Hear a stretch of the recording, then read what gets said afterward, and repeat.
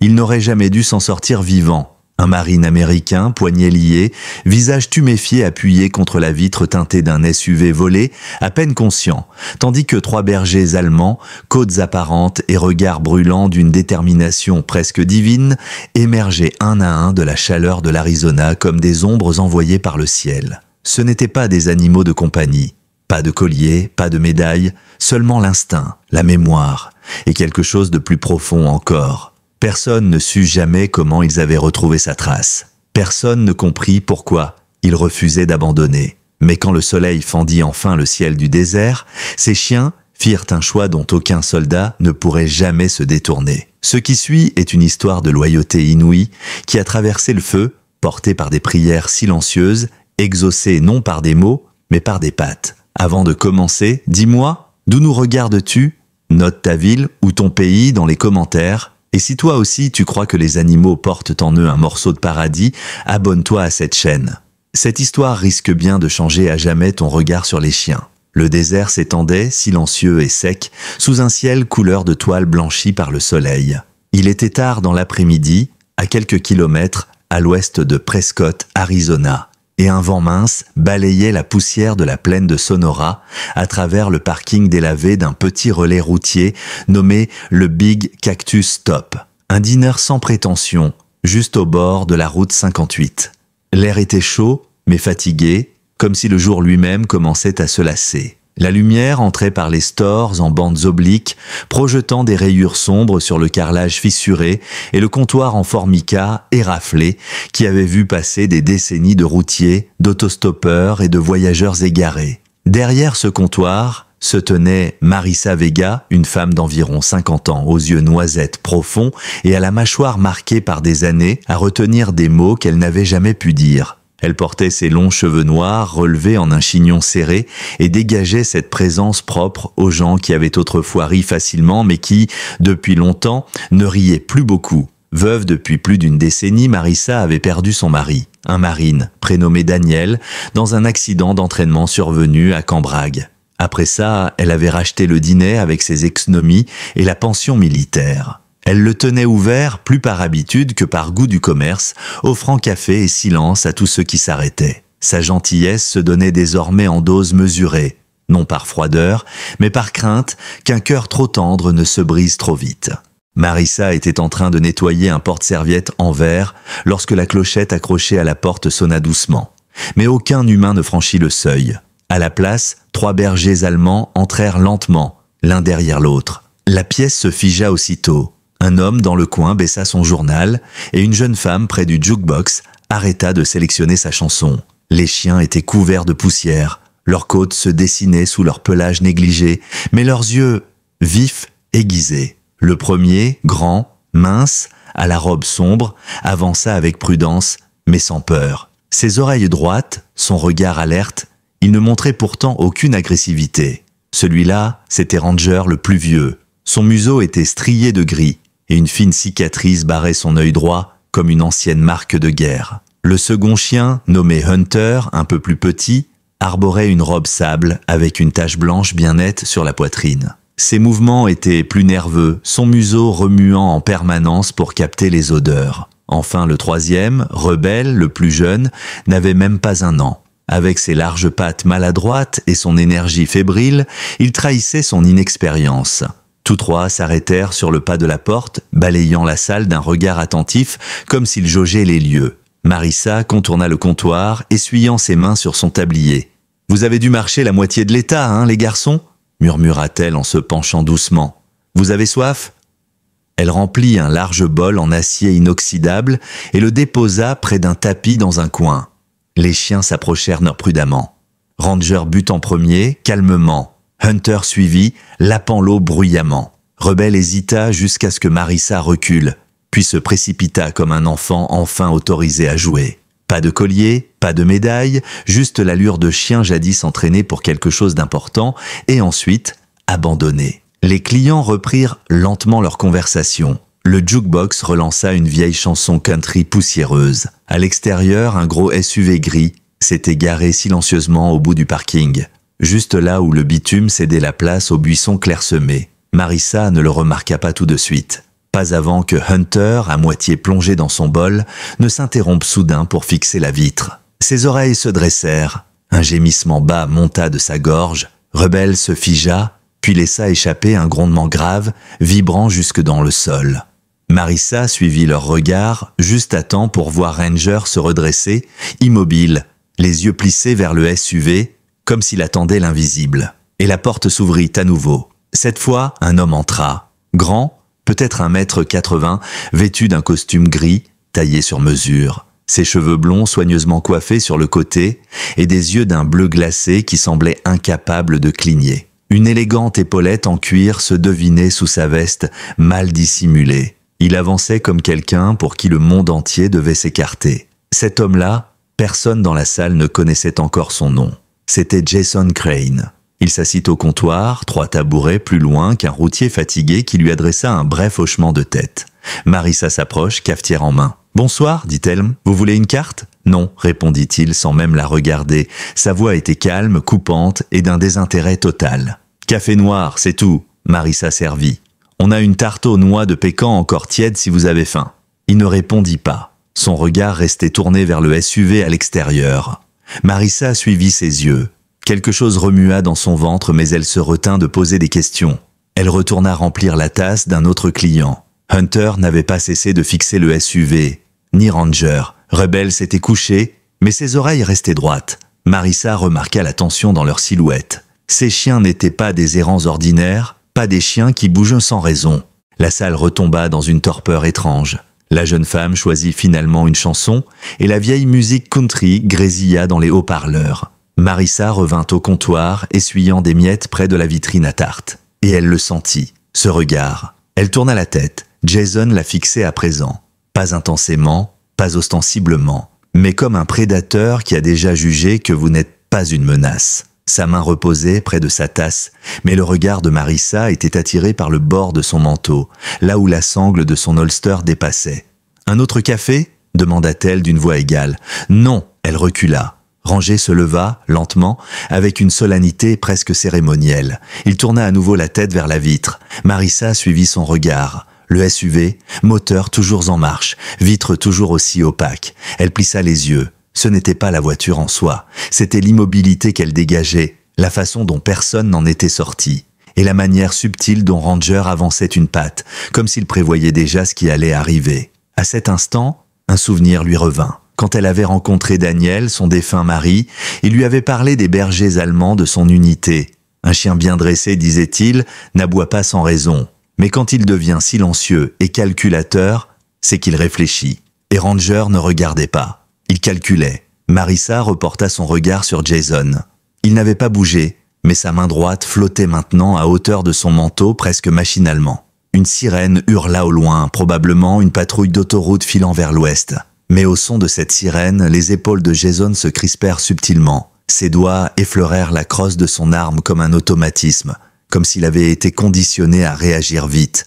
Mais il ne tressaillit pas. Marissa sentit son estomac se nouer. Rebelle laissa échapper un petit gémissement aigu. Ranger avança de 2 pas, plus ferme cette fois. Le soleil déclinait derrière les collines, et les ombres du dîner s'allongeaient, déformées sur le sol. Marissa resserra sa prise sur son torchon. Quelque chose clochait. Pas seulement avec l'homme, pas seulement avec la voiture, avec l'air lui-même comme si tout retenait son souffle.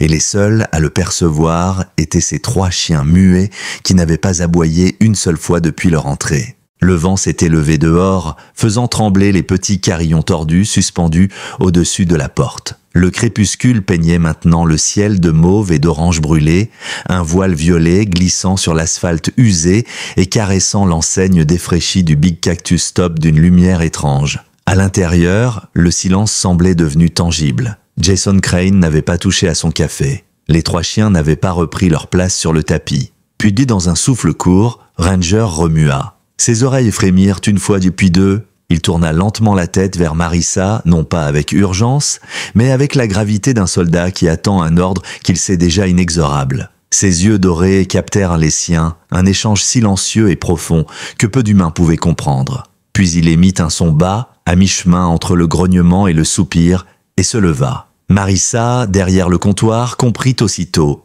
Elle posa son torchon avec lenteur, Ranger s'avança, ouvrit la porte d'un coup de museau, la clochette tinta, personne ne l'arrêta, ni Hunter, toujours accroupi, muscles tendus, ni Rebel, étrangement calme, et surtout pas Marissa, qui suivit le vieux chien du regard jusqu'à ce qu'il disparaisse dans la lumière mourante du jour, un frisson lui courant le long de l'échine. Dehors, le SUV gris ronronnait toujours sous la lumière blafarde du lampadaire du parking, ses vitres fumées immobiles.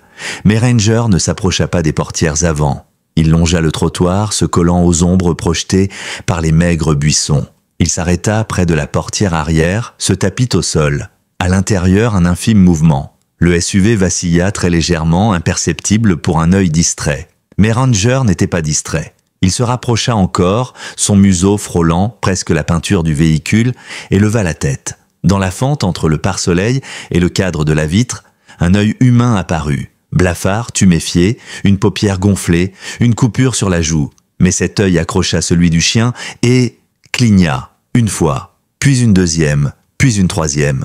Chaque battement était lent, douloureux mais volontaire. Ranger resta figé comme une statue. À l'intérieur du diner, Glenn Parker, un ancien concierge d'école qui passait ses soirées à siroter du thé et à glaner des ragots, se pencha sur le comptoir. Glenn avait la soixantaine passée, sec et râblé, la peau tannée par le soleil et les yeux plissés en permanence. Il portait toujours la même chemise en flanelle rouge, les manches élimées. « Vous savez, lança-t-il d'une voix rauque, je les ai déjà vus, ces chiens. » Marissa, toujours tournée vers la porte, tourna la tête à demi. « Où ça ?» Glenn hocha la tête. « Le mois dernier, après les crues, près de Dry Creek. » Le shérif cherchait une femme disparue. Ces trois-là sont arrivés au milieu des décombres d'une caravane.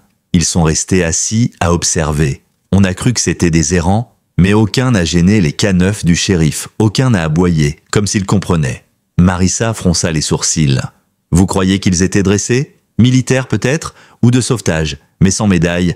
Et quand l'équipe est partie, eux aussi ont disparu. » Dehors, Ranger était toujours immobile. Il ne grognait pas, ne gémissait pas. Il regardait fixement la vitre. Et dans le reflet, Marissa vit maintenant clairement les poignets de l'homme ligoté, du ruban gris autour des chevilles, son torse à peine redressé, ses yeux fixant le chien avec une supplication muette. Et encore une fois, clignement, 3 fois, un SOS. À l'intérieur, Jason Crane tapotait la table du bout des doigts, non pas distraitement, mais avec un rythme précis, presque comme une mesure. Il porta enfin sa tasse à ses lèvres, en avala une gorgée, la reposa, ses yeux toujours braqués sur le parking. Marissa sentit ses instincts s'embraser. Elle jeta un œil à Hunter, le chien était figé, oreilles en avant, gueule close. Rebel s'était recroquevillé dans le coin, queue basse, respirant vite. Marissa attrapa son téléphone sous la caisse, mais avant même de composer le numéro de la police, elle s'interrompit et appela un autre contact. La femme qui décrocha avait une voix nette, sans détour. « Shérif Claire Morales !» Marissa garda la voix basse. « Claire, c'est Marissa Vega, viens au Big Cactus tout de suite. »« Pourquoi ? Il y a quelqu'un dans un véhicule. Je crois qu'il est en danger. Et Claire, je crois que ces chiens ont vu son SOS. » Il y eut un silence à l'autre bout. « Tes chiens ? » « Non, souffla Marissa. Mais eux savent, et je leur fais confiance. 10 minutes, et la ligne se coupa. Claire Morales, 45 ans, était une latina aux traits de marqués, cheveux courts et noirs, réputée pour faire plus confiance à son instinct qu'aux procédures. 2 tours en tant que policière militaire avant de revenir dans le comté pour y faire carrière. Marissa la connaissait depuis l'adolescence. Si quelqu'un ne se moquerait jamais d'une phrase comme « un chien a vu un SOS », c'était elle. Marissa reposa lentement son téléphone. Hunter se redressa. Rebel avança timidement vers la porte, oscillant du regard entre elle et Ranger comme attendant la permission. La clochette tinta de nouveau. Cette fois, un jeune homme entra, grand et mince, sac à dos poussiéreux sur l'épaule, les joues rougies par le soleil. Pas plus de 23 ans, avec des bottes craquelées et une veste en jean rapiécée. Son nom, Marissa ne le découvrirait que plus tard. Ethan Dyer, un autostoppeur en route pour Santa Fe. Pour l'instant, il sourit timidement et alla s'asseoir près du jukebox. Son entrée brisa la tension, mais pas la crainte. Jason Crane leva les yeux vers le garçon, puis vers la porte. Puis il planta son regard dans celui de Marissa pour la première fois depuis son arrivée. Elle sentit son sang se glacer. Ce n'était pas de la suspicion, c'était de la certitude. Et maintenant, Les chiens le savaient eux aussi. La nuit tomba vite sur le désert de l'Arizona. Un moment encore, le ciel se parait de lavande et d'ambre, puis sombra dans un bleu profond, ponctué de rares étoiles tremblotantes. Au Big Cactus Stop, les néons grésillaient faiblement, projetant une lumière jaunâtre sur les sols usés et le chrome écaillé des banquettes fatiguées. Ranger avait repris place aux côtés de Marissa, couchée mais toujours aux aguets, ses oreilles pivotant au moindre bruit. Ses yeux ne se fermaient pas. Il continuait de fixer la fenêtre, le même SUV toujours garé juste derrière. Sa respiration restait régulière, mais chaque muscle de son vieux corps vibrait d'une tension maîtrisée. Marissa baissa les yeux vers lui. Elle sentait cette tension, presque palpable, et retourna derrière son comptoir, incapable de rester immobile. Hunter, quant à lui, s'était glissé plus près de la banquette où Jason Crane restait assis. L'homme n'avait pas retouché à son café. Ses mains étaient jointes sous son menton, formant un étrange triangle. Ses yeux ne sciaient presque jamais, et Hunter le fixait droit dans les siens. Rebel, tapi dans un coin, observait la scène, tremblant d'un mélange de peur et d'excitation. Puis, sans prévenir, Rebel aboya. Un seul aboiement sec, sonore, un éclat sonore qui fendit la salle comme un coup de tonnerre. La jeune serveuse sursauta, manquant de renverser un plateau. Marissa se raidit. Rebel s'était planté près de la porte, corps tendu, queue droite, babine retroussée, en alerte. Le silence devint plus lourd encore. Jason haussa un sourcil et saisit lentement sa tasse. Hunter ne broncha pas. Ranger se leva à son tour, rejoignant Rebel près de la sortie. Puis il pivota vers Marissa, et là, dans la poussière du sol, il traça 3 lignes nettes de sa patte, 3 marques, exactement le même message. SOS. Marissa resta figée, le souffle court. Son esprit accrochait déjà le souvenir de Daniel, son mari, qui lui avait appris un jour les signaux des prisonniers. 3 clignements, 3 coups, 3 marques. Un appel à l'aide, universel, discret, indéniable.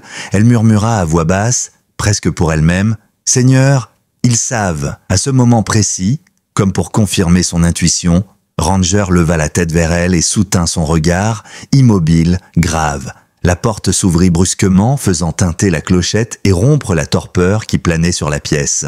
Un camionneur entra, apportant avec lui une bouffée d'air tiède et poussiéreux. Grand, épaules larges, la nuque écarlate d'un coup de soleil, il portait un blouson imprégné d'odeur de gasoil. Il semblait avoir la trentaine bien tassée, le regard fatigué de ceux qui avalent les kilomètres sans jamais vraiment s'arrêter. Il s'appelait Jack Finlay. Un habitué qui s'arrêtait presque toujours ici pour une part de tarte et une tasse de café sur la route entre Yuma et Flagstaff. Dès qu'il posa les yeux sur les chiens, il lâcha un petit rire. « Ben dis donc, Marissa, t'as ouvert un refuge maintenant ?» lança-t-il d'une voix moqueuse.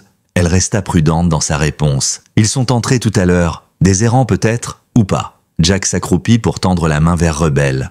Celui-là a l'air d'être encore un chiot. Un peu nerveux, hein, bonhomme ? Mais le jeune chien recula aussitôt et montra les dents.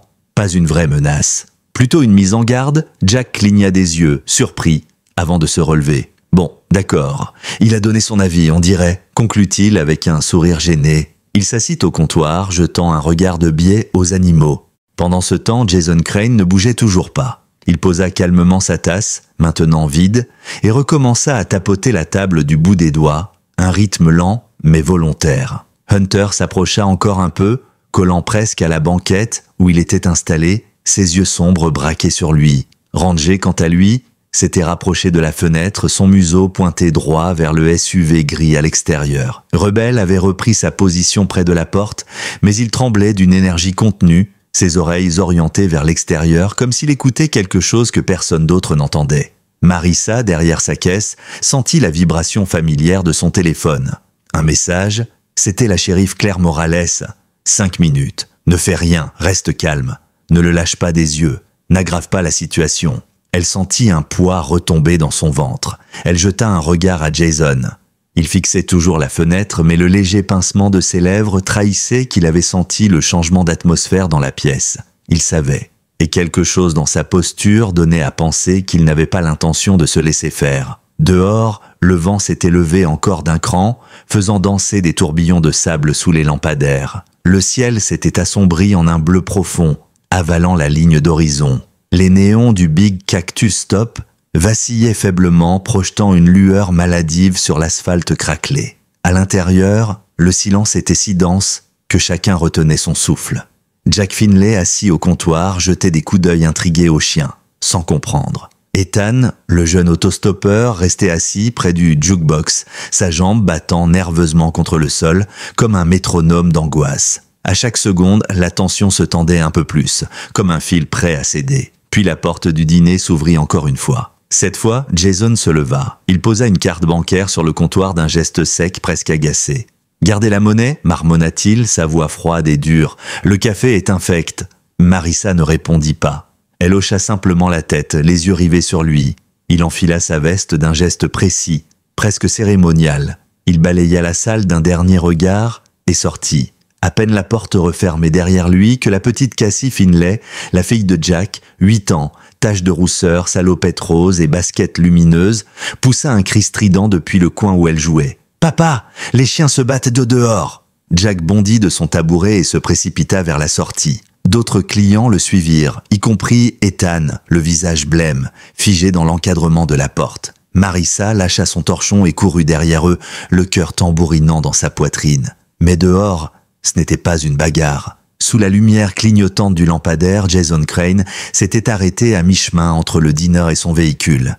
Et il n'était plus seul. Ranger avait surgi des buissons, se plaçant droit sur son chemin, poitrine gonflée, yeux fixés sur lui. Sa posture n'était pas celle d'un animal sauvage, c'était celle d'un soldat en garde. Quelques mètres plus loin, Hunter se tenait près du coffre du SUV, les crocs à nu, son grognement sourd résonnant jusque dans le béton. Rebelle tournait autour de Jason, rapide et tranchant, ses pattes frappant l'asphalte dans un balai coordonné. Jason tenta de glisser sa main sous sa veste. L'acier d'une arme brilla un instant à la lumière. Mais Rebelle fut plus rapide. Dans un éclair, le jeune chien bondit, ses crocs se refermant sur son avant-bras avec un craquement sec. Jason hurla, une colère brute dans la voix, titubant en arrière, essayant de viser malgré la morsure qui lui déchirait la chair. À l'intérieur, beugla Jack, attrapant Cassie pour la ramener vers la porte. Ethan resta figé, le souffle court, incapable de détourner le regard. Marissa, elle, resta sur place, incapable de bouger, la gorge nouée. L'arme tomba, elle glissa sur le bitume, hors de portée. Hunter avança, son grognement montant en intensité. On aurait dit un rugissement ancien, né des tréfonds de la mémoire d'un K9 entraîné à la guerre. Jason balbutia un « stop » en reculant, mais Hunter tenait bon. Rebelle ne lâchait pas son bras tant que Hunter n'avait pas pris la relève. Ranger, lui, ne sciait pas, tel un rempart entre Jason et la voiture. Un bruit sourd résonna à l'intérieur du SUV. Marissa tourna la tête vers la vitre arrière et elle le vit. Derrière le film teinté, à peine perceptible, 2 yeux tuméfiés, gonflés, la peau maculée de sang, fixant le dehors avec une supplique désespérée. L'homme était bâillonné, ligoté, incapable de bouger. « Mon Dieu !» souffla Marissa, incapable de détourner les yeux. Il y avait quelqu'un à l'intérieur. Les clients du dîner, massés à la porte, regardaient la scène, sidérés, sans savoir s'ils assistaient à un crime ou à une délivrance. Puis, enfin, le hurlement des sirènes fendit la nuit. Leurs lumières rouges et bleues éclatèrent comme des éclairs sur l'asphalte, déchirant l'obscurité de leurs gyrophares. Un 4x4 de patrouille dérapa sur le parking, suivi d'un autre SUV noir au plaquin fédéral. Les portières claquèrent. Claire Morales en sortit la première, ses cheveux noirs tirés en arrière, en tenue tactique noire et bottes usées. Sa présence seule suffisait à figer la scène. À ses côtés, le lieutenant Nate Kim, un trentenaire coréen-américain à la silhouette sèche, descendit avec un sang-froid imperturbable. Claire leva la main, paume ouverte. « Personne ne bouge !» Hunter recula lentement, lui laissant la voie libre. Ranger tint bon une seconde encore, puis rompit le contact visuel et fit un pas en arrière vers le SUV. Rebelle relâcha enfin la prise, haletant, laissant le bras de Jason sanguinolent. Dans la lumière crue des projecteurs, Marissa vit Jason tomber à genoux, son regard devenu glacial et sa mâchoire serrée, comme s'il préférait perdre son bras plutôt que son honneur. Et derrière lui, dans l'ombre du véhicule, le prisonnier ligoté se mit à bouger faiblement, ses yeux implorant une seule chose, qu'on le sorte de là. Dans la lumière stroboscopique des gyrophares, la scène paraissait irréelle. Le bitume du parking baignait dans des éclats rouges et bleus, les silhouettes figées dans une tension presque sacrée. Les chiens, eux, avaient déjà repris leur rôle de sentinelles silencieuses, les yeux braqués sur le SUV, et son sinistre propriétaire. Jason Crane, désormais à genoux, sa veste déchirée, le sang coulant de son avant-bras, restait pourtant impassible, le regard fixé au sol comme s'il acceptait son sort avec une froide résignation. « L'arme est au sol !» annonça le lieutenant Nate Kim d'une voix ferme en désignant le pistolet tombé près du trottoir. Il se tourna vers Jason. « Bougez encore un doigt et vous allez le regretter. » À ces mots, Jason leva lentement les mains, le sang dégoulinant de ses doigts. Il avait perdu, mais il refusait de se rendre pitoyablement. Pendant ce temps, la shérif Claire Morales s'était déjà précipitée vers le SUV, ses bottes claquant sur le béton, ses yeux noirs affûtés comme des lames. Marissa, restée près de la porte du diner, sentit son cœur cogner contre sa cage thoracique. Tout son instinct lui criait que c'était là, dans ce véhicule, que se trouvait la clé de toute cette folie. La vitre arrière avait été brisée d'un coup de crosse de lampe torche par Nate Kim, projetant des morceaux de film teintés noircis sur le sol. À travers l'ouverture, le prisonnier apparut plus nettement. Un homme dans la trentaine, visage tuméfié, peau collante de sueur, bouche bâillonnée, poignets et chevilles enroulés de rubans argentés. La tête ballante, il avait juste assez de force pour lever ses yeux vers Claire dans un ultime appel à l'aide. « C'est verrouillé !» lança Nate en tirant sur la poignée. Claire jura entre ses dents et se tourna vers Marissa. « Il faut quelque chose pour couper ça. Maintenant !» Ranger, toujours planté là, aboya une fois, sèchement, puis fit demi-tour et fila vers l'arrière du diner comme un messager portant une consigne. Marissa comprit aussitôt et le suivit à grandes enjambées. En passant près de Jack Finlay, elle croisa son regard inquiet. Il protégeait toujours sa fille, Cassie, la tenant serrée contre lui. La fillette fixait la scène avec des yeux ronds comme des dollars.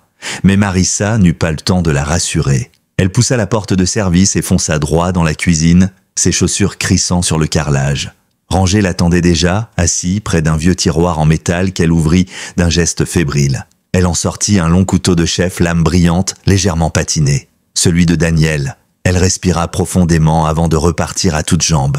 Quand elle revint, les projecteurs du comté illuminaient maintenant le SUV comme en plein jour. Rebelle avait pris place sous la portière arrière, griffes plantées dans le sol, prêt à bondir si la menace reprenait. Hunter s'était rapproché de l'ambulance qui venait d'arriver, observant la scène de loin. Marissa glissa entre Claire et le véhicule, se pencha et attaqua le ruban adhésif avec la pointe de la lame. Le son de la colle qui cède résonna comme un souffle libérateur. Elle coupa les poignets en premier, prenant soin de ne pas blesser la peau meurtrie de l'homme, puis les chevilles. Enfin, elle arracha le ruban qui scellait sa bouche. L'homme inspira un grand coup, une bouffée d'air sifflante et douloureuse, son souffle en lambeaux, comme s'il avait oublié ce qu'était respirer normalement. Il cligna des yeux à la lumière vive et laissa tomber sa tête contre l'épaule de Marissa. Elle posa doucement sa main sur son épaule. « Ça va aller, vous êtes en sécurité maintenant », murmura-t-elle. L'homme tourna légèrement la tête, cherchant des yeux quelque chose, et son regard se posa sur Ranger. Ses lèvres esquissèrent un léger sourire, fragile mais sincère. Une larme roula sur sa joue sale. Rebelle poussa un petit gémissement plaintif et lécha la main ensanglantée de l'homme. « Qui est-ce » demanda Nate en s'approchant, carnet à la main, son ton oscillant entre procédure et respect. Claire se pencha, attrapa la chaîne autour de son cou.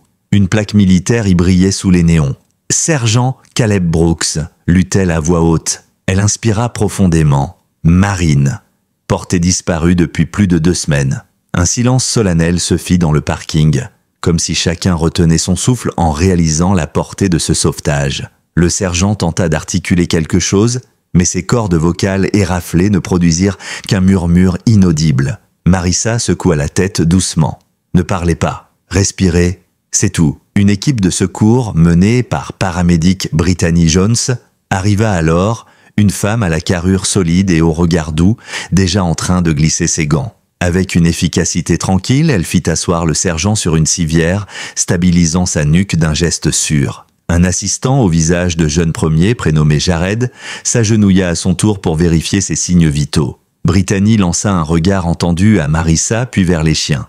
Il n'y avait rien à dire de plus, tous avaient vu. Pendant ce temps, sur le bord du trottoir, Jason Crane, menotté, gardait la tête haute malgré le sang qui perlait encore de son bras. Ses yeux restaient froids, ses lèvres hermétiquement closes. À quelques mètres, un second homme venait d'être extrait, des fourrés où il s'était caché. Plus âgé, la cinquantaine, la peau tannée, maigre et nerveux, C'était Thomas Reeves. Lui aussi avait cru pouvoir fuir pendant la confusion, mais les adjoints l'avaient cueilli avant qu'il ne disparaisse. Claire s'approcha des deux suspects et lâcha, sèchement, ces visages, je les ai déjà vus dans le dossier fédéral. Trafic d'êtres humains, frontières, disparition. On ne les avait jamais pris en flagrant délit, jusqu'à ce soir. Elle jeta un regard aux trois chiens, alignés à quelques pas. Tous trois, comme toujours, gardaient la même position, impassible, mais en alerte. Dans un coin du parking, un smartphone se leva dans la nuit. Une jeune femme, Melody Rhodes, la vingtaine, cheveux colorés, lunettes épaisses, filmait déjà en direct pour son réseau social. Sa voix tremblait d'émotion. « Vous voyez ça ? C'est ici, à Prescott. Ces trois chiens viennent de sauver un marine kidnappé. On dirait un film, mais c'est vrai. Regardez-les. » Elle braqua son téléphone vers Caleb sur la civière, puis vers les chiens qui veillaient comme une garde d'honneur improvisée. La vidéo allait dépasser 5 millions de vues avant le lever du jour. Son titre, « 3 bergers allemands sauvent un marine dans le désert d'Arizona ». Les gyrophares s'éteignirent, peu à peu, et le parking du Big Cactus retrouva un calme précaire, comme un champ de bataille juste après la fin des tirs. Pourtant, personne n'avait encore quitté les lieux. Tous restaient là, debout ou accroupis, sous le choc de ce qu'ils venaient de vivre. La shérif Claire Morales supervisait ces hommes avec un sang-froid absolu, notant les moindres détails de la scène pendant que l'équipe médicale chargeait Caleb Brooks dans l'ambulance. Le marine, bien que faible, restait conscient, les yeux grands ouverts vers les chiens qui n'avaient pas bougé d'un pouce. Hunter gardait sa place près de la portière du SUV. Rebel avait retrouvé sa place sous la civière, comme pour protéger Caleb jusqu'au bout. Et Ranger, stoïque, observait la scène depuis l'ombre projetée par le lampadaire, ses yeux brillants dans la pénombre. Marissa, elle, était restée à l'écart, près du seuil du dîner, les mains jointes sur son tablier encore humide de sueur et de poussière. Elle vit Claire s'approcher et lui adresser un signe discret, presque une reconnaissance muette. La shérif murmura à Nat Kim en passant « Note-le bien, sans ces trois-là, on aurait probablement retrouvé Brooks dans une fosse anonyme de l'autre côté de la frontière. » Les agents menottèrent Jason Crane et Thomas Reeves plus fermement avant de les escorter jusqu'à leurs véhicules respectifs. Jason ne dit pas un mot, même lorsque la porte claqua derrière lui. Son regard d'acier se tourna brièvement vers Ranger comme s'il comprenait, malgré tout, qu'il avait perdu face à plus fort que lui. Lorsque l'ambulance démarra en hurlant à travers la nuit, Marissa sentit sa gorge se serrer. Une partie d'elle avait envie de monter avec eux, mais elle resta là, sur le parking, à fixer la silhouette allongée de Caleb Brooks disparaître dans la lumière rouge et blanche des gyrophares. Rebel, Hunter et Ranger, eux, ne bougèrent pas tant que le convoi ne disparut pas complètement. Puis, lentement, Ranger se tourna vers Marissa comme pour lui dire « Mission accomplie ». Le lendemain matin, à plus de 50 km de là, les couloirs du poste du comté de Verde étaient étrangement silencieux. La nuit avait été longue pour tout le monde. Le sergent Caleb Brooks, désormais hors de danger, se trouvait dans une salle d'observation installée sur une chaise, une couverture beige sur les épaules. Il écrivait sur un carnet à spirale, chaque lettre gravée avec une intensité farouche malgré ses doigts, encore engourdis par la douleur. Ses cordes vocales, malmenées par des jours passés bâillonnés, ne lui permettaient pas encore de parler. Mais ses mots sur le papier étaient clairs, précis. Il écrivait la chronologie de son enlèvement, de son emprisonnement et surtout de sa délivrance. Claire Morales l'observait de l'autre côté de la vitre sans teinter la moindre émotion. Pourtant, quand elle vit les dernières lignes tracées par le marine, elle sentit un pincement profond. 3 mots, 3 bergers allemands. Puis juste en dessous, je croyais que j'allais mourir. Elle ferma doucement le carnet et se tourna vers Nate Kim, qui était venu se poster à côté d'elle. « Rédige un rapport détaillé », dit-elle d'une voix basse mais ferme, « et prends bien soin de noter la part qu'ont joué ces chiens. Sans eux, Brooks ne serait pas ici ce matin. » Dans le couloir, Marissa attendait, assise sur une banquette métallique, un gobelet de café tiède dans les mains. Ranger était couché à ses pieds, la tête posée entre ses pattes, l'air enfin apaisé. Rebel et Hunter restaient plus loin, surveillant les allées et venues avec une vigilance naturelle. Marissa avait passé 2 heures à raconter à un agent tout ce qu'elle avait vu, tout ce qu'elle avait deviné. Elle n'avait pas faibli, mais ses mains tremblaient encore légèrement. Et lorsqu'elle parla des 3 lignes tracées par Ranger sur le sol, sa voix se fit plus émue malgré elle. Un peu plus tard, dans la matinée, le lieutenant Kim accompagna Hunter jusqu'au garage du poste pour inspecter le SUV saisi sur la scène. L'animal tourna plusieurs fois autour du véhicule, museau collé au bas de caisse, oreilles frémissantes. À l'arrière, il s'immobilisa brusquement et poussa un grognement court. Kim s'accroupit aussitôt. « Quoi ? Tu sens autre chose ?» demanda-t-il doucement.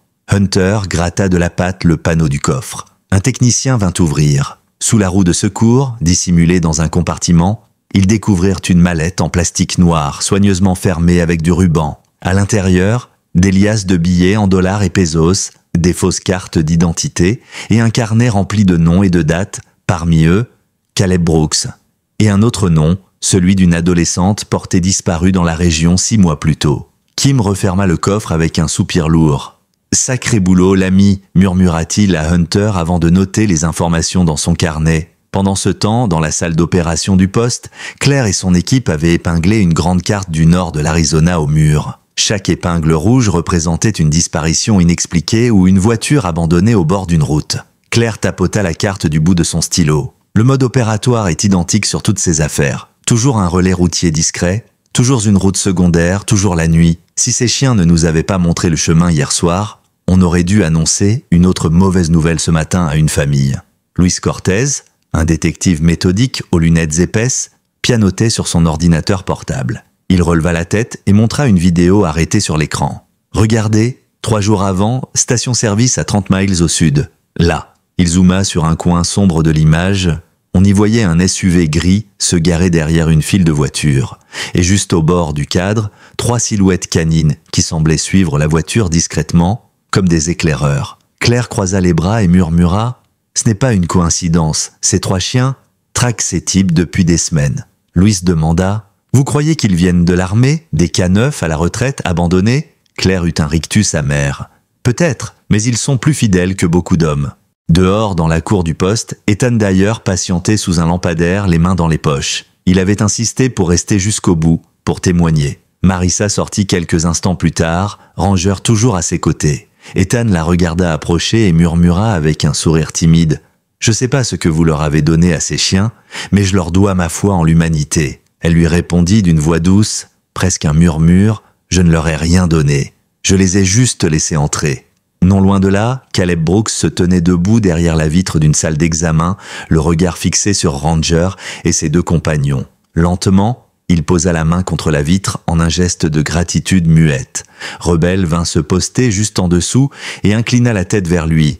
Un silence chargé d'émotion pesa dans l'air. Puis Caleb laissa échapper un souffle tremblant et murmura, pour lui-même, « Vous êtes ma vraie unité maintenant. » Le lendemain, le tribunal du comté de Verde vibrait d'une tension que la vieille salle en bois peinait à contenir. Sous le ciel pâle du matin, les marches du bâtiment étaient noircies de journalistes locaux, de caméras et de curieux venus assister à ce qu'on surnommait déjà l'affaire des chiens gardiens. À l'intérieur, les bancs craquaient sous les murmures des spectateurs et les cliquetis des stylos et des flashs. Au centre, assis derrière la table de la défense, Jason Crane fixait droit devant lui, le visage fermé comme un masque. Son costume, impeccable la veille, paraissait désormais froissé, son bras encore bandé sous la chemise. À ses côtés, son avocat, Harvey Slater, un homme corpulent d'une 50aine d'années, au sourire calculé, feuilletait ses notes avec une fausse désinvolture. Sur le banc de l'accusation, la shérif Claire Morales et l'assistante du procureur, Eva Chang, une jeune femme aux cheveux d'un noir profond et au ton tranchant, préparaient leurs arguments. Le juge Applegate, un homme âgé au visage buriné, fit son entrée. Il tapota de son maillet pour ramener le silence. « Bien, Madame le procureur, votre témoin. » Eva se leva et lança d'une voix claire « Le ministère public appelle Marissa Vega à la barre. » Marissa traversa la salle avec une dignité simple, vêtue d'une chemise crème et d'une jupe sobre. Elle monta dans le box des témoins, ses yeux noisettes calmes malgré le bourdonnement d'excitation dans la pièce. Ranger s'assit en bas de la barre, digne et immobile, tandis qu'Eva commençait. « Madame Vega, pouvez-vous dire à la cour à quel moment vous avez su qu'il se passait quelque chose d'anormal ?» Marissa inspira. Ce n'était ni un cri, ni un geste, c'était le regard d'un chien, dit-elle sans détour. Des murmures traversèrent la salle, elle poursuivit. Rangez ses tenues près de la porte parfaitement immobile et m'a fixé. Puis il a traîné sa patte sur le sol 1, 2, 3 fois. Ce n'était pas un hasard, c'était un message. Et quand je l'ai suivi, j'ai vu un homme bâillonné et ligoté dans ce SUV. Eva hocha la tête et pointa le doigt vers Jason. Pouvez-vous identifier cet homme? Oui. Marissa soutint son regard sans ciller. C'est celui assis là. À la défense, Harvey Slater se leva à son tour, rajustant sa veste. Madame Vega, commença-t-il d'un ton mielleux, vous êtes connue pour votre affection envers les animaux, n'est-ce pas? Je les respecte, répondit Marissa. Il haussa un sourcil. Respect ou projection? Est-il possible que votre esprit ait imaginé ces 3 lynx sous le coup du stress? Marissa inclina la tête et rétorqua, imperturbable, je n'ai pas imaginé un homme bâillonné dans le coffre, ni ses poignets entaillés par du ruban, ni son souffle quand on lui a enlevé la bande de sa bouche. Le silence retomba comme une chape sur la salle d'audience. À cet instant, Caleb Brooks entra par la double porte du fond, encadré par 2 officiers. Il portait son uniforme bleu impeccable, ses médailles étincelantes. Ses cheveux avaient repoussé un peu, et une barbe discrète ombrageait sa mâchoire. Quand il vit Ranger, Hunter et Rebel assis au premier rang, il esquissa un sourire franc, le premier depuis des semaines. La salle entière se figea en le voyant se pencher pour passer la main sur la tête de Ranger, qui ferma brièvement les yeux sous la caresse. « Vous êtes de ma vraie unité maintenant », murmura-t-il pour lui seul. Rebel couina doucement comme pour lui répondre. Même Hunter sembla incliner légèrement la tête. Eva se leva alors, une tablette en main. Votre honneur, nous souhaitons verser cette vidéo au débat. Elle ne constitue pas une preuve formelle de culpabilité, mais elle illustre clairement la scène capturée en direct par un témoin et montre le comportement des accusés et des chiens. Le juge Applegate acquiesça et laissa diffuser la vidéo sur les écrans. On y vit Jason tirant son arme, Rebel bondissant pour saisir son bras, Hunter encerclant le SUV et Ranger tenant la position face à la portière. Les images, saisissantes, arrachèrent un murmure collectif à la salle. Slater se leva mollement. « Objection. La vidéo est tronquée. Elle provient d'un flux amateur sans chaîne de preuves. » Le juge haussa les sourcils et répondit d'une voix grave. « Objection notée. Mais j'ai vu ce que j'ai vu. Continuez. » Dans le hall du tribunal, la petite Cassie Finlay attendait avec son père. Dans ses mains, elle tenait un dessin soigneusement plié. Quand Marissa ressortit de la salle, Cassie lui tendit timidement. Marissa le déplia, on y voyait 3 bergers allemands debout sous un soleil éclatant encerclant un homme en uniforme, ses poignets encore attachés mais entourés d'une lumière dorée. En haut, un mot tracé en grosses lettres d'enfant, « Gardien ». Marissa sentit sa gorge se nouer, elle posa une main sur l'épaule de la fillette et murmura « Il ira dans un endroit spécial, ma belle ». Et il y alla. Une semaine plus tard, le dessin était accroché dans le hall de l'hôtel de ville de Verde. Encadré avec une petite plaque en laiton gravée à ceux qui ont vu ce que d'autres ont ignoré. Le printemps s'installa sur la région quelques semaines plus tard. À la sortie nord de la ville, sur un terrain poussiéreux reconverti, un petit centre avait été bâti en un temps record. Sur la grille, un panneau en bois flambant neuf indiquait en lettres sobres « Centre Bravo ». 3 silhouettes de chiens gravées en relief encadraient le nom. Marissa, désormais habillée de jeans et d'une chemise de travail verte, ouvrait la grille chaque matin avec Ranger sur ses talons et Hunter et Rebel flânant derrière. Ses cheveux poivre et sel étaient encore attachés, mais ses traits paraissaient plus doux, moins lourds de fatigue. Ici, elle semblait enfin respirer pleinement. Dans la partie arrière du centre, une petite porte portait un écriteau « Appartement du personnel, Caleb Brooks ». Il avait troqué ses décorations militaires pour des chemises à carreaux et des bottes poussiéreuses. Son poignet gauche portait toujours la fine cicatrice du ruban qui l'avait maintenu prisonnier. Mais son regard avait changé. Ses pas étaient plus légers. Il assurait la sécurité et l'entretien du refuge, mais surtout, il veillait sur ses chiens, comme sur ses frères d'armes. Ranger marchait toujours près de lui, l'air plus digne que jamais malgré son âge. Hunter stationnait souvent près de la barrière, oreilles dressées à la moindre alerte. Rebel bondissait joyeusement autour des visiteurs, comme s'il avait enfin trouvé la paix. Cet après-midi-là, le soleil réchauffait déjà le gravier du chemin quand la porte du centre s'ouvrit.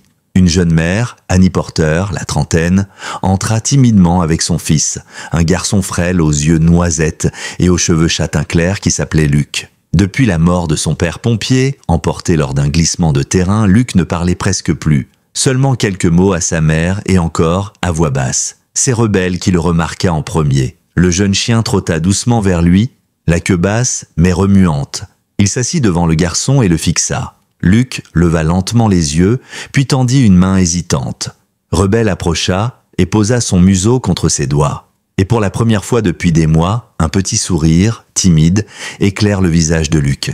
Annie regarda Marissa avec des larmes au bord des paupières. « Il l'a choisi », murmura-t-elle. Marissa hocha doucement la tête. En réalité, c'est Rebelle qui l'a choisi. Luke et Rebelle avancèrent ensemble sur le chemin caillouteux du refuge, mains et museaux se frôlant comme deux âmes jumelles qui venaient enfin de se trouver. Marissa, debout près du portail, observait la scène avec un léger sourire, ses doigts serrés sur son carnet d'adoption. Annie la rejoignit, émue, la voix tremblante. « Vous croyez qu'il réussira à lui redonner la parole ?» demanda-t-elle d'un souffle. Marissa posa sa main sur l'épaule de la jeune mère. « Ces chiens savent écouter ce que personne d'autre n'entend. Il finira par lui parler, peut-être pas tout de suite, mais ça viendra. » Un peu plus loin, Caleb Brooks observait discrètement la scène depuis l'atelier où il réparait une vieille barrière. Il s'autorisa un petit hochement de tête en voyant Luke et Rebelle s'éloigner sous le soleil d'avril. Puis, il retourna à ses outils, le cœur plus léger qu'il ne l'avait été depuis longtemps. Chaque clou qu'il plantait dans le bois résonnait en lui comme une victoire intime contre tout ce qu'on avait voulu lui prendre. Hunter, fidèle sentinelle, se posta à l'ombre d'un vieux mesquite, surveillant la route qui menait au refuge. Même quand tout semblait tranquille, il ne se laissait jamais aller complètement. Ranger, lui, avait fini par s'allonger sous le porche, la tête posée sur les pattes, mais les yeux encore vifs, scrutant Marissa de temps en temps comme pour vérifier qu'elle allait bien. Et elle tenait bon. Les nuits restaient agitées, certes, mais plus une seule ne s'achevait sans qu'elle ait levé les yeux vers le ciel pour murmurer un remerciement discret. À l'intérieur du refuge, dans le hall d'accueil, un cadre accroché sur le mur principal attirait désormais le regard de chaque visiteur. Le dessin de Cassie y trônait fièrement, sous verre, avec en dessous une plaque gravée offerte par la mairie quelques jours après l'inauguration. Les plus braves ne portent pas toujours un uniforme. Certains ont de la fourrure, 4 pattes et la patience d'attendre ce qui est juste. Marissa se surprit plusieurs fois, ces jours-là, à s'arrêter devant et à caresser du bout des doigts le mot écrit en haut en lettres d'enfant, « Gardien ». Elle se souvenait encore des soirs où elle n'y croyait plus, où elle avait cru que son cœur était déjà trop cabossé pour accueillir d'autres blessures. Mais ces 3 chiens avaient changé tout ça. Ils n'étaient pas venus par hasard, pas plus qu'ils n'étaient restés par habitude. Ils avaient choisi, et cette pensée la faisait tenir debout. Le soir, une brise fraîche descendit des collines. Marissa s'assit sur les marches du porche, une tasse de thé à la menthe fumant entre ses mains.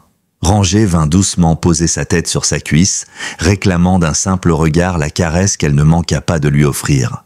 Derrière eux, la lumière douce du couloir éclairait la silhouette de Caleb, qui terminait de ranger ses affaires dans l'atelier avant d'éteindre les lampes. Hunter traînait encore dans la cour, le museau levé, flairant la nuit, tandis que Rebelle dormait profondément au pied du lit de Luke dans le petit appartement familial. Dans le silence bleu du crépuscule, Marissa leva les yeux vers le ciel constellé et inspira profondément. Pour la première fois depuis des années, elle n'avait plus l'impression d'être seule. Ses chiens et les âmes qu'ils avaient sauvées avaient donné un sens à toutes ces blessures. Et peut-être que c'était ça, la vraie leçon. Ces miracles discrets qui se glisse dans une vie fatiguée et y rallume la lumière. À des kilomètres de là, dans une petite chambre d'hôpital, Caleb Brooks ouvrit son carnet et reprit l'écriture de son récit comme on poserait un baume sur une cicatrice encore sensible. Il écrivait pour que jamais personne n'oublie. À la première page, il traça ces mots d'une écriture lente et appuyée. Parfois, les anges ne descendent pas du ciel. Parfois, ils viennent du désert, sur 4 pattes, avec un regard qui ne vous lâche jamais. En bas de la page, il esquissa un dessin maladroit mais touchant des 3 bergers,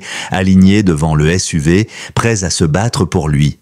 En dessous, il écrivit simplement leur nom. Ranger, Hunter, Rebelle. Puis, il referma le carnet, le serra contre sa poitrine et ferma les yeux. Le lendemain matin, alors que le soleil se levait sur les collines ocres, le refuge se réveilla doucement. Les premiers visiteurs arrivaient déjà, des familles, des couples, des vétérans solitaires, tous curieux d'en apprendre davantage sur ces 3 chiens dont l'histoire avait touché le monde entier. Melody Rhodes, la jeune femme qui avait filmé la scène sur le parking, était même revenue pour tourner un court reportage destiné à un site national. Sous son micro, Elle répétait ces mots, la voix chargée d'émotion. Ici, au Centre Bravo, tout le monde apprend la même chose. Que la loyauté ne se mesure pas en mots, mais en actes. Que l'espoir arrive parfois d'où on ne l'attend pas. Et que dans ce monde trop bruyant, il existe encore des gardiens qui écoutent de nos prières muettes. En arrière-plan, la caméra captait Luke qui riait enfin courant dans la cour du refuge avec Rebel sur ses talons. Hunter, immobile, gardait son regard fixé vers la grille comme pour rappeler que la vigilance, elle, ne dort jamais. Et Ranger, fidèle à lui-même, observait la scène, la tête haute et l'œil brillant, avec la sagesse d'un soldat revenu de tout. Au fil des jours, le Centre Bravo devint plus qu'un refuge pour chiens. Il devint une promesse que personne ne resterait jamais plus invisible. Que les appels à l'aide, même silencieux, trouveraient toujours un écho ici. Le bouche à oreille avait fait son œuvre. Des journalistes venaient désormais de tout l'État pour interroger Marissa, filmer la cour du refuge, prendre des photos des chiens héroïques. À chaque reportage, la même question revenait « Comment expliquez-vous ce qu'ils ont fait ?» Et chaque fois, Marissa répondait avec un petit sourire énigmatique « Ils n'ont rien fait d'extraordinaire. Ils ont juste fait ce que leur cœur leur disait. » Mais la vérité, elle la connaissait. Ces chiens avaient vu ce que les hommes n'avaient pas vu, et ils avaient agi quand les autres s'étaient tus. Une fin d'après-midi, alors que le soleil descendait lentement sur l'horizon en peignant les collines de cuivre et d'or, Marissa sortit du bureau pour voir Hunter assis près de la grille, les oreilles dressées. Son regard, concentré, fixait la route poussiéreuse où une silhouette approchait à pied. Elle plissa les yeux et reconnut Ethan Dyer, le jeune autostoppeur du diner, son sac à dos sur l'épaule et un sourire un peu maladroit aux lèvres. Il franchit la grille, s'arrêtant devant Marissa. « J'ai pensé que vous auriez peut-être besoin d'un coup de main, » dit-il, baissant le regard avec pudeur. Elle le jaugea un instant, puis hocha la tête doucement. « On a toujours besoin de mains et de cœur ici. » Et pour la première fois depuis longtemps, elle vit dans ses yeux à lui la même lumière que celle qu'elle avait vue dans les yeux de Caleb la nuit où il l'avait délivré. La lumière de quelqu'un qui avait été sauvé et qui voulait maintenant rendre un peu de ce qu'il avait reçu. Quelques jours plus tard, une cérémonie discrète eut lieu sur le parking de la mairie. Quelques rangées de chaises, un petit podium, la shérif Claire Morales en uniforme. On dévoila une plaque de bronze montée sur un socle de granit sur laquelle étaient gravés 3 noms, suivis d'une phrase simple mais puissante. Pour ceux qui n'ont pas de voix, mais qui choisissent à nous de parler quand même. Lorsque la bâche fut retirée, la foule applaudit.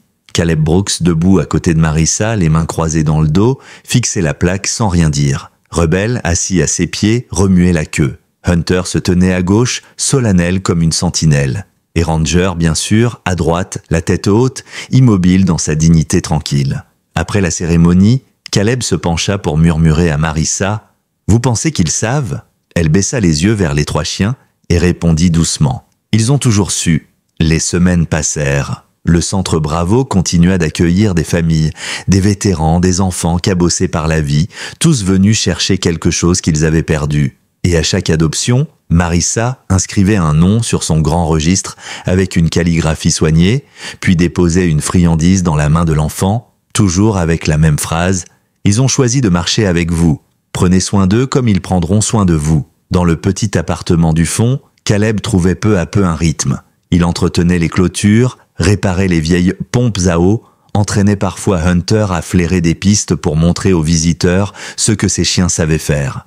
Rebel et Luke, eux, étaient désormais inséparables. Chaque matin, le garçon accourait jusqu'à la cour en riant, et Rebel le suivait en bondissant comme un chiot. Marissa ne se lassait jamais de les voir. Et Ranger veillait toujours. Parfois, Marissa le trouvait debout dans la cour, en pleine nuit, ses yeux fixant le désert comme s'il attendait quelque chose ou quelqu'un. Peut-être un appel qu'elle ne pouvait pas entendre, peut-être un autre miracle à accomplir. Alors elle s'asseyait près de lui, posait sa main sur son épaule et murmurait « Tu peux te reposer, vieux frère, tu as déjà sauvé le monde. » Un soir, alors que tout le refuge dormait, Marissa resta seule sur le porche. Elle sirotait son thé, les yeux perdus dans les étoiles. Le dessin de Cassie, encadré derrière elle, scintillait dans la lumière douce du hall. Les mots gravés sur la plaque résonnaient encore dans son esprit. Les plus braves ne portent pas toujours un uniforme. Et dans le silence de la nuit, elle comprit enfin. Ce n'étaient pas juste des chiens, pas juste des survivants, pas juste des soldats, c'étaient des anges déguisés, envoyés pour rappeler au monde qu'on peut toujours choisir la loyauté, la dignité et la lumière, même dans les ténèbres les plus profondes. Elle inspira profondément, laissa une larme rouler sur sa joue, puis murmura en fermant les yeux « Merci pour tout ». À l'aube, le refuge reprit vie sous le soleil naissant. Ranger dormait paisiblement sur le seuil, Hunter montait déjà la garde à la barrière et Rebel s'était glissé sous le lit de Luke. Les collines alentour scintillaient sous la lumière dorée. Le vent du désert apportait des odeurs de sauge et de poussière, et quelque part dans le silence, on aurait presque juré entendre 3 cœurs battre à l'unisson, prêts pour le prochain appel. Car dans un monde pressé d'oublier, eux n'oubliaient jamais. Et dans un monde qui parle trop fort, eux écoutaient encore. Et c'était peut-être cela au fond, le plus grand des miracles. Les mois s'écoulèrent doucement sur le centre Bravo. L'été avait apporté sa chaleur écrasante et ses couchers de soleil sanglants. Pourtant, au refuge, la vie gardait le même rythme apaisant. Chaque matin, Marissa ouvrait la grille à l'aube et accueillait le jour avec le même sentiment de gratitude. Hunter, fidèle sentinelle, prenait position dès la première lueur. Rebel bondissait déjà dans la cour pour accompagner Luke, et Ranger, malgré son âge qui commençait à peser, se levait toujours pour venir poser son museau dans la main de Marissa avant même qu'elle ait eu le temps de dire bonjour. Le monde extérieur, lui, n'avait pas oublié leur histoire. Le reportage filmé par Melody Rhodes avait été repris par de grandes chaînes nationales. Les images des 3 chiens encerclant Jason Crane, le regard impitoyable, avaient été diffusées des millions de fois. On les appelait les gardiens du désert. Des lettres arrivaient chaque semaine envoyées de tout le pays. Des mots de remerciement, des dessins d'enfants, mais parfois même des dons. Et Marissa, touchée mais toujours humble, répondait à chacun à la main en glissant souvent cette phrase « Ils ne m'appartiennent pas. Je n'ai fait que leur laisser la place d'agir. » Un soir d'août, la chaleur étouffante avait enfin cédé la place à un vent tiède. Caleb sortit de l'atelier et rejoignit Marissa sur le porche. Il avait une main dans sa poche, l'autre tenant un bout de bois qu'il taillait distraitement. Il s'assit sur la marche à côté d'elle et resta un moment en silence, ses yeux suivant Rebel et Luke, qui jouaient encore dans la cour. Puis, il demanda, d'une voix grave mais douce, « Vous pensez qu'ils resteront ?» Marissa tourna la tête vers Ranger couché à ses pieds. Ses yeux brillants semblaient déjà connaître la réponse. Elle esquissa un sourire et répondit « Tant qu'il y aura des gens à sauver, ils seront là. » Caleb hocha la tête, pensif, avant de murmurer « Alors il y aura toujours une place pour eux. » Leurs regards se croisèrent. Il y avait tant de choses qu'ils n'osaient pas dire à voix haute. Ce qu'ils avaient perdu, ce qu'ils avaient retrouvé ici. Ce poids étrange qui vous pousse à avancer même quand tout semble brisé. En septembre, le refuge accueillit un nouveau visiteur. Un vétéran, le sergent Noah Carter, la quarantaine, silhouette massive et regard sombre. Il était arrivé seul, une valise à la main, ses bottes usées, couvertes de poussière. Quand Marissa lui ouvrit la porte et lui souhaita la bienvenue, il s'était contenté d'un hochement de tête. À ses côtés, Hunter avait levé le museau et l'avait longuement observé, comme pour évaluer ce qu'il portait en lui. Puis, sans hésiter, il s'était avancé, s'était assis face à lui et avait penché la tête. Noah l'avait fixé quelques secondes, puis avait soufflé presque imperceptiblement « Ouais, toi t'as compris ». Marissa leur avait laissé leur moment, et quand elle était revenue plus tard, elle les avait trouvés tous les deux, assis sous le vieux mesquite de la cour, en silence, à regarder l'horizon, comme 2 guerriers qui n'avaient pas besoin de mots pour se comprendre. Quelques semaines plus tard, lors d'une de ses habituelles rondes matinales, Marissa remarqua que Ranger avait plus de mal à se lever. Ses pattes semblaient plus lourdes, son souffle plus court. Elle le regarda marcher jusqu'à la barrière, dignement, mais avec un léger tremblement dans les épaules. Cela lui serra le cœur. Ce soir-là, elle resta assise longtemps à ses côtés, dans la cour illuminée par une lune blanche. Elle lui gratta l'oreille doucement, comme toujours, et murmura « Tu as le droit de te reposer, tu sais, tu as fait plus que ta part. » Mais Ranger ferma seulement les yeux, la tête contre sa jambe, son souffle régulier. Il n'était pas encore prêt. Pas tant que quelqu'un, quelque part, aurait encore besoin de lui. À l'approche de l'hiver, le centre Bravo organisa sa première journée portes ouvertes. Marissa et Caleb avaient travaillé dur pour préparer l'événement. Une banderole flottait à l'entrée. Venez rencontrer les gardiens du désert. La cour avait été décorée de lampions colorés et des stands de boissons chaudes et pâtisseries bordaient l'allée principale. Les visiteurs affluaient, enfants riant à la vue de Rebel qui bondissaient entre eux, vétérans touchant timidement la tête de Hunter, famille s'arrêtant longuement devant le panneau gravé et le dessin de Cassie encadré. Melody Rhodes, présente avec son micro et son caméraman, couvrait la journée pour une grande chaîne nationale. Elle attrapa Marissa pour une interview rapide et lui demanda « Comment résumeriez-vous, en un mot, ce qu'ils ont apporté ici ?» Marissa resta un instant silencieuse, regarda autour d'elle la cour illuminée, les sourires sincères, les chiens attentifs, puis elle répondit, d'une voix douce mais assurée « Ils nous ont rappelé ce qu'est la foi. » Melody hocha la tête, touchée, et coupa la caméra avec un sourire. Ce soir-là, après le départ des derniers visiteurs et le rangement des tables, Marissa resta encore un peu seule sur le porche. Elle sentait le froid s'installer, mais ne bougeait pas. Rangé vint s'asseoir à ses côtés, appuyant doucement son épaule contre sa jambe. Et elle murmura, à peine audible, mais certaine qu'il l'entendrait, « Tant qu'il y aura des ténèbres, vous serez là pour allumer la lumière. » Et dans le silence, sous les étoiles, elle aurait juré sentir 3 cœurs battre encore à l'unisson.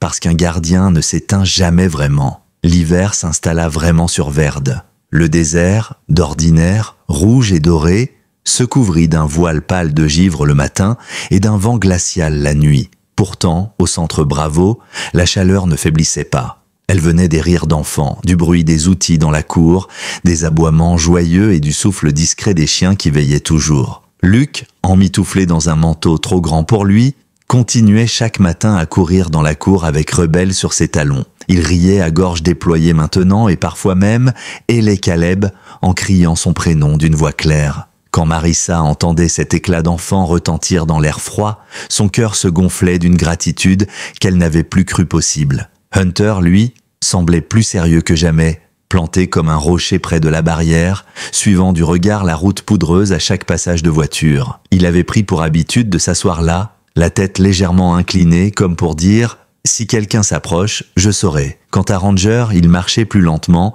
prenait plus de temps pour se lever, mais son regard restait vif, presque lumineux, quand il croisait celui de Marissa. Il semblait puiser sa force dans la seule idée qu'il était encore nécessaire. Un soir de janvier, alors que le vent hurlait entre les bâtiments, Caleb frappa doucement à la porte du bureau. Marissa était assise à son bureau, triant les papiers d'adoption et les courriers venus de tout le pays. Elle leva les yeux.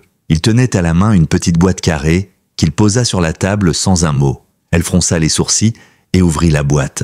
À l'intérieur, soigneusement rangées sur un velours noir, 3 médailles gravées en laiton brillaient à la lueur de la lampe. Sur chacune était inscrit un nom, et en dessous, pour loyauté et courage exceptionnel. Elle resta muette un moment, les doigts effleurant les lettres gravées. Caleb rompit le silence d'une voix douce. Je suis allé voir un vieil ami qui travaille encore sur la base. Je me suis dit qu'il méritait au moins ça. Elle leva les yeux vers lui, et pour la première fois depuis leur rencontre, elle vit chez cet homme si réservé une émotion fragile, presque enfantine, dans ses traits. Elle hocha la tête et murmura simplement « Oui, il le mérite ». Le lendemain, une petite cérémonie improvisée eut lieu dans la cour. Les quelques bénévoles du refuge s'étaient rassemblés, ainsi qu'Annie et Luc, et même Melody Rhodes, qui refusait de rater un tel moment. La bannière du centre Bravo flottait dans le vent froid, et Marissa, les mains tremblantes, accrocha les médailles une par une autour du cou des 3 chiens. Hunter, imperturbable, inclina la tête en sentant la sangle se refermer. Rebelle, fou de joie, bondit et fit un petit tour sur lui-même, provoquant les rires de Luc et des bénévoles.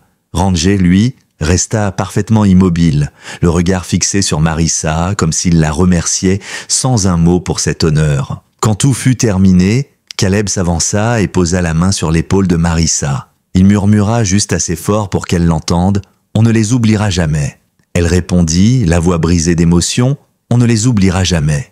Plus tard dans la soirée, quand tout le monde fut parti et que la cour retomba dans un calme paisible, Marissa s'installa sur le porche, une couverture sur les épaules et une tasse de thé chaud entre les mains. Ranger vint s'allonger à ses pieds, la médaille encore accrochée à son collier brillant faiblement à la lumière des étoiles. Elle lui caressa la tête et murmura « Tu sais, ce que vous avez fait cette nuit-là, ça ne quittera jamais ma mémoire. Vous avez été les voix de ceux qu'on n'entend pas. Vous avez été les anges de quelqu'un qui croyait être seul. » Ranger poussa un long soupir tranquille et ferma les yeux, comme pour lui dire qu'il comprenait. Elle resta là longtemps à contempler le ciel, son cœur rempli d'un mélange étrange de mélancolie et de gratitude. Car elle le savait maintenant dans sa chair, il existe des miracles qui ne font pas de bruit. Des miracles qui marchent sur 4 pattes, les yeux brûlants d'un feu que rien n'éteint. Un matin, un petit colis arriva par la poste. C'était une lettre signée du commandant en chef des Marines, accompagnée d'un certificat officiel encadré et d'une note manuscrite. À Ranger, Hunter et Rebel, pour avoir sauvé la vie du sergent Caleb Brooks et pour avoir montré au monde la valeur de la loyauté silencieuse. Vos actions rappellent à tous que le courage existe, même là où on ne l'attend pas. Marissa fit accrocher le certificat dans le hall du refuge, juste sous le dessin de Cassie et la plaque en bronze. Et lorsqu'elle recula pour admirer l'ensemble, elle sentit ses yeux se brouiller de larmes. Ces chiens, autrefois errants, abandonnés à la chaleur et à la poussière du désert, avaient désormais leur place dans l'histoire. Ce soir-là, alors que la nuit tombait doucement sur Verde, Marissa ferma la porte du hall et souffla la dernière lampe. La cour baignait dans une obscurité paisible, rythmée seulement par le son du vent dans les branches du mesquite. Hunter veillait toujours à la barrière. Rebel dormait profondément, la tête posée sur les pieds de Luke, et Ranger était allongé au centre de la cour, la médaille posée sur son poitrail, les yeux fermés mais son souffle encore régulier. Elle s'approcha, s'agenouilla à ses côtés et murmura, la main posée sur son épaule, « Tu peux te reposer maintenant. Je veille à ce que le reste du monde n'oublie pas. » Dans l'air glacé, elle crut sentir une chaleur douce lui répondre. Et elle comprit qu'il resterait toujours quelque part à l'attendre, car un gardien ne s'éteint jamais vraiment. Il devient simplement silence, lumière et souvenir. Les semaines suivantes furent marquées par un calme presque sacré au centre Bravo. L'air froid de février s'attardait encore sur les collines, mais à l'intérieur du refuge, la chaleur des cœurs et des gestes réchauffait tout. Hunter continuait d'assurer ses rondes avec la même discipline, Rebel poursuivait ses jeux effrénés avec Luke, et Ranger, bien que plus lent, restait le pilier silencieux, le regard toujours tourné vers les autres, comme pour leur rappeler que rien n'était encore terminé. Puis vint ce matin-là, celui où le ciel de Verde prit des teintes de gris argenté et où le vent portait une odeur de pluie rare sur le désert. Marissa s'était levée plus tôt que d'habitude. Quelque chose en elle lui avait soufflé que ce jour serait différent. Quand elle ouvrit la porte de son bureau pour faire le tour des enclos, elle vit Caleb, déjà debout près de la cour centrale. Il était accroupi à côté de Ranger, la main posée sur son épaule. Elle s'approcha doucement. Caleb ne dit rien au début. Il fixait le chien d'un regard empreint de tendresse et de gravité mêlée. Puis, d'une voix presque inaudible, il souffla « Il est fatigué ». Marissa hocha la tête lentement et se laissa tomber à genoux à son tour, caressant la fourrure devenue plus rêche du vieux chien. Les yeux de Ranger la fixaient toujours avec cette même intensité qu'il avait eue le premier jour où il avait franchi la porte du dîner. Mais son souffle était plus faible et ses pattes tremblaient légèrement. Luke arriva en courant, suivi de Rebel. Mais à peine vit-il Ranger qu'il s'arrêta net. Il s'approcha à petits pas, s'agenouilla et glissa sa petite main sur la tête du chien. « Merci », murmura-t-il dans un souffle si léger que seul Ranger semblait pouvoir l'entendre. Et Ranger cligna lentement des yeux, comme pour dire qu'il avait compris. Dans la soirée, une lumière dorée baignait la cour comme un dernier cadeau du soleil aux vieux soldats. Marissa, Caleb, Luke, Annie et même quelques bénévoles du refuge étaient là, assis en cercle autour de Ranger. Rebel et Hunter s'étaient couchés tout contre lui, le flanquant comme 2 frères qui refusent d'abandonner leur poste. Marissa passa sa main dans la fourrure une dernière fois et murmura, la voix étranglée d'émotion. « Tu as fait ta part, vieux frère. Tu peux rejoindre la lumière maintenant. » Et doucement, Ranger laissa échapper un dernier souffle paisible et digne. Le silence tomba sur la cour. Même Rebel, d'ordinaire si fougueux, resta immobile, la tête baissée. Hunter leva les yeux vers le ciel comme pour guetter l'instant où son camarade franchirait la frontière invisible entre ce monde et l'autre. Une brise douce effleura les visages. Marissa sentit ses larmes couler, mais elle souriait malgré tout, parce qu'elle savait, parce qu'ils savaient tous. Ce n'était pas une fin. Quelques jours plus tard, la ville entière sembla se rassembler pour lui rendre hommage. Dans le petit cimetière surplombant Verde, une pierre blanche avait été posée, sobre et élégante. On pouvait y lire « Ranger gardien du désert, sauveur de vie, ami fidèle. Le plus brave ne parle pas. Il agit. » Hunter se tenait droit à côté de la pierre, la tête haute, imperturbable. Rebel était assis près de Luke, qui tenait la laisse sans même s'en rendre compte, les yeux embués. Caleb posa sa main sur l'épaule de Marissa tandis qu'elle déposait une gerbe de fleurs sauvages au pied de la tombe. Le silence était profond, mais il ne pesait pas. Il réconfortait, parce que dans ce silence, chacun entendait encore ce qu'il fallait entendre. La loyauté, la force tranquille, le miracle qu'avait été Ranger. Le soir même, le centre Bravo resta ouvert, un peu plus tard que d'habitude. La cour baignait dans la lumière tiède des lampions. Hunter posté à la barrière comme toujours, Rebelle couché dans l'herbe aux côtés de Luke. Marissa et Caleb, assis côte à côte sur le porche, contemplaient la nuit naissante. Elle rompit le silence la première. « Tu crois qu'il nous regarde encore ?» demanda-t-elle doucement. Caleb sourit, le regard perdu dans les étoiles. « Je ne crois pas qu'il ait jamais cessé. » Elle ferma les yeux, laissa les mots l'envelopper. Et elle comprit, sans aucun doute, que le gardien était toujours là. Dans le vent qui caressait les collines, dans la lumière des étoiles, dans le silence bienveillant qui régnait sur la cour. Le lendemain matin, un visiteur inattendu arriva au refuge. C'était un jeune soldat, encore en uniforme, qui s'était arrêté en chemin vers sa base. Il expliqua timidement qu'il avait entendu parler de Ranger et qu'il voulait voir l'endroit où il avait vécu. Marissa l'accueillit avec un sourire. Elle lui fit visiter la cour, lui montra la pierre blanche au fond du terrain. Il se mit au garde-à-vous devant la tombe, serra les poings et murmura d'une voix brisée « Merci pour votre service, camarade ». Puis il se baissa, retira un patch de son uniforme et le déposa sur la pierre. Marissa sentit ses yeux piquer de nouveau. Cette nuit-là, la lune éclairait faiblement la cour. Hunter patrouillait encore, Rebelle dormait déjà. Et sur le porche, Marissa resta assise, longtemps, à contempler le ciel, une tasse de thé tiède dans les mains. Elle pensa à toutes les âmes perdues que ses chiens avaient sauvées, à toutes les prières silencieuses qu'ils avaient entendues, et à tout ce qu'il lui restait à faire pour honorer leur héritage. Elle murmura dans la nuit, « Tant que je serai là, il y aura toujours une place pour les gardiens. » Et dans un souffle léger, qui fit trembler la bannière du centre Bravo, elle crut presque entendre une réponse, parce qu'un gardien ne meurt jamais. Il veille toujours. Le printemps revint sur Verde avec ses promesses de renouveau. Les collines se paraient d'un vert timide, et les fleurs sauvages venaient parsemer la cour du centre Bravo. Malgré l'absence de Ranger, la vie au refuge continuait, parce que c'était ce qu'il aurait voulu, parce qu'il avait montré l'exemple. Marissa et Caleb travaillaient désormais main dans la main pour faire grandir ce lieu qu'ils avaient bâti sur les cendres d'une nuit d'été. Hunter, plus vigilant que jamais, veillait toujours à la grille, ses oreilles dressées au moindre bruit. Rebelle, devenu plus posé mais toujours joyeux, accompagnait Luke chaque jour à l'école et le ramenait chaque soir, la médaille de Ranger attachée à son collier en mémoire. Dans le hall, les visiteurs s'arrêtaient toujours devant la pierre gravée et le dessin de Cassie, et parfois même déposaient une fleur ou un mot sous le cadre. Et chaque fois que Marissa les voyait, elle se souvenait de cette phrase murmurée au milieu de la nuit « Un gardien ne s'éteint jamais, il veille ». Un jour, un groupe d'élèves d'une école primaire vint visiter le refuge. La maîtresse les fit asseoir en cercle dans la cour pendant que Marissa racontait d'une voix douce l'histoire des 3 chiens. Elle parla de cette nuit d'été, du marine prisonnier, de la manière dont Ranger, Hunter et Rebelle avaient pris la décision de sauver une vie alors que personne d'autre n'avait su entendre le cri muet. Les enfants écoutaient, captivés, leurs yeux brillants d'émotion. L'un d'eux leva timidement la main. « Madame, est-ce que ils étaient des héros ?» Marissa sourit doucement et répondit « Non, pas des héros, des gardiens. Parce qu'un héros agit pour lui-même, mais un gardien choisit toujours d'agir pour les autres. » Elle vit dans leur regard qu'ils comprenaient. Plus tard, Caleb vint la rejoindre sous le porche pendant qu'elle écrivait dans le grand registre du refuge. Il lui glissa une enveloppe en souriant discrètement.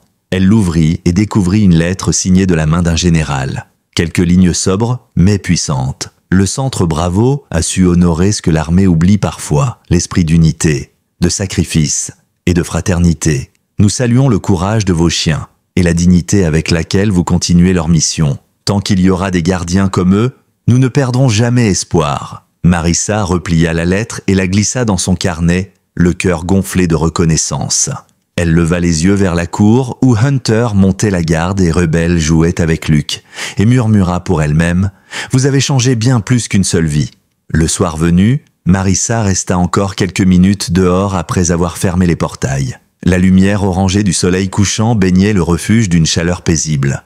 Elle s'assit sur la marche du porche, la main posée sur la médaille de ranger accrochée à son collier. Elle se rappela de cette nuit où tout avait commencé, de ces 3 silhouettes émergeant de la poussière, des regards qui avaient tout dit sans un mot. Et elle sut que tant qu'elle garderait vivante cette mémoire, il serait toujours là, peut-être pas visible, mais là. Elle murmura, dans la brise, qui faisait danser la bannière au-dessus du portail. « Merci Ranger, merci Hunter, merci Rebel, merci d'avoir choisi de rester, merci d'avoir choisi de protéger. » Et tandis qu'une étoile filante traversait le ciel, elle crut entendre un léger battement, comme 3 cœurs qui continuaient de battre à l'unisson, quelque part dans la nuit, parce qu'un gardien ne disparaît jamais vraiment. Il devient une lumière, un espoir, et un serment que d'autres, à leur tour, apprendront à tenir. Et à ceux qui écoutent aujourd'hui cette histoire, souvenez-vous, il existe dans ce monde des anges silencieux, qui n'ont pas d'ailes mais des pattes, qui ne parlent pas mais qui entendent, qui ne promettent rien mais qui donnent tout. Alors si vous croyez encore que l'amour peut triompher de la peur, si vous croyez que la loyauté est plus forte que l'oubli, écrivez Amen en commentaire et partagez cette histoire pour que d'autres sachent qu'il y a toujours, quelque part, un gardien prêt à veiller.